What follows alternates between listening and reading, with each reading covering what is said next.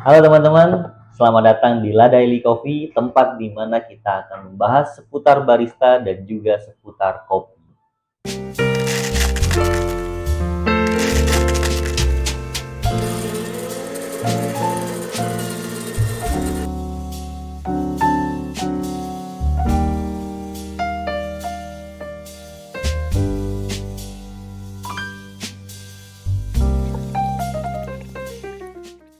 Hai, kembali lagi bersama saya Firman Setiawan dari La Daily Coffee. Di video pertama kita sudah membahas seputar perjalanan kopi mulai dari cherry kopi sampai dengan roast bean. Kemudian di video kali ini kita akan membahas step berikutnya tentang equipment apa aja sih sebenarnya yang diperlukan untuk membuat kopi dengan metode manual brew.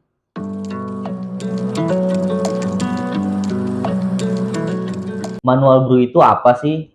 Manual brew adalah kopi yang diproses atau yang dibuat dengan menggunakan alat-alat manual atau yang biasa dikenal dengan kopi filter. Baik teman-teman, kita langsung aja membahas equipment apa saja yang diperlukan untuk membuat kopi dengan metode manual brew. Yang pertama dan yang paling utama menurut saya, teman-teman harus memiliki yang namanya grinder atau hand grinder.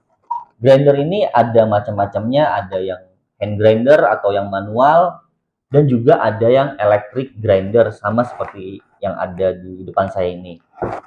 Menurut saya ini adalah investasi utama yang teman-teman harus miliki, karena tanpa hand grinder, teman-teman tidak akan bisa menggiling biji kopi yang teman-teman punya. Di marketplace banyak sekali pilihan grindernya, mulai dari range harga 200.000 sampai dengan 5 juta. Jadi nanti teman-teman bisa menyesuaikan sendiri sesuai dengan budget yang teman-teman punya. Baik teman-teman, kemudian equipment berikutnya atau equipment yang kedua yang teman-teman harus miliki adalah kettle. Kettle atau yang bahasa sederhananya teko, tujuannya atau fungsinya sama untuk menuang air. Namun untuk manual brew, saya sarankan teman-teman untuk membeli atau mencari kettle atau teko yang memiliki leher seperti ini, atau biasanya disebutnya dengan leher angsa. Range harga kettle juga bervariasi mulai dari harga 200-300 ribu sampai dengan harga sekitar 2 juta atau 4 jutaan seperti itu. Kemudian kettle sendiri ada yang manual, ada juga yang elektrik. Elektrik itu teman-teman tidak perlu memanaskan airnya di atas api langsung atau di atas kompor, tapi teman-teman cukup memiliki daya listrik yang memadai. Akan tetapi jika teman-teman memilih kettle yang manual, teman-teman harus memiliki yang namanya termometer atau alat untuk mengukur tinggi atau rendahnya suhu air. Baik teman-teman, equipment ketiga yang teman-teman harus miliki adalah scale atau timbangan. Seperti ini teman-teman. Scale sendiri ada yang analog dan juga ada yang digital. Perbedaannya hanya sebatas akurasi saja. Untuk range-nya di marketplace banyak tersedia, mulai dari harga 100 ribuan sampai dengan harga 3 jutaan.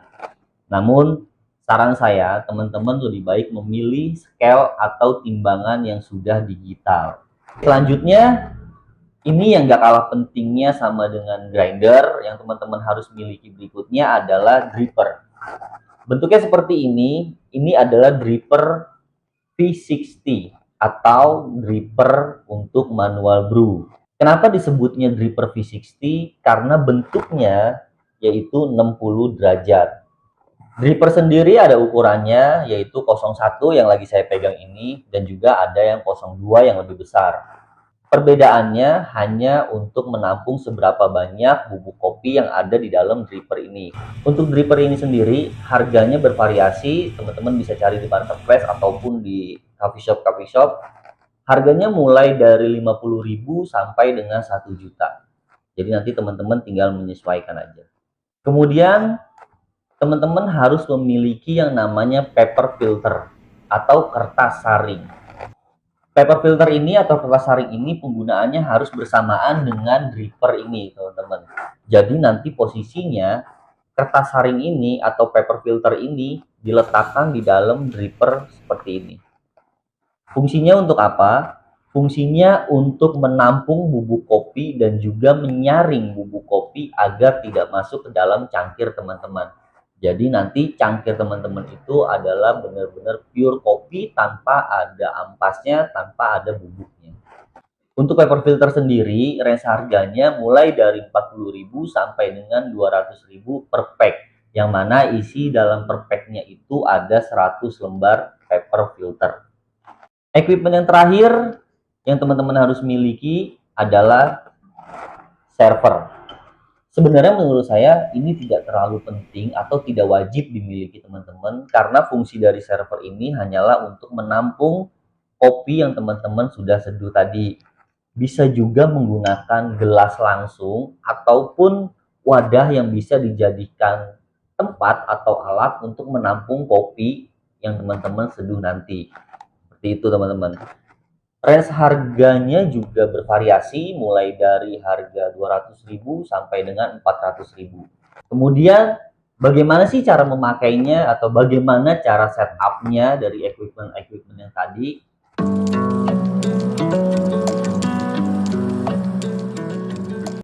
Saya akan coba contohkan.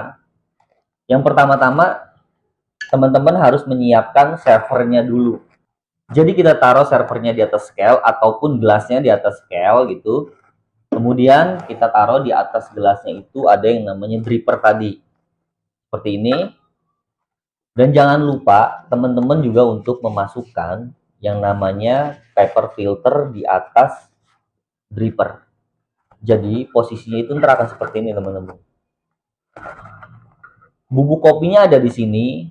Nanti teman-teman tinggal tuangin airnya aja, kemudian airnya akan mengalir lewat bawah sini, yang nantinya airnya bisa ditampung di dalam gelas ini ataupun server ini. Seperti ini teman-teman. Seperti itu. Jadi sebenarnya untuk metode manual brew itu sangat-sangat simpel dan sangat-sangat mudah untuk diaplikasikan untuk teman-teman bisa menikmati kopi yang benar-benar pure kopi tanpa ada tambahan apapun. Baik teman-teman, kita sudah sampai di penghujung video. Di next video kita akan membahas tentang bagaimana cara membuat kopi manual brew. Sampai ketemu di video berikutnya. Tetap semangat ngejalanin harinya dan jangan lupa ngopi.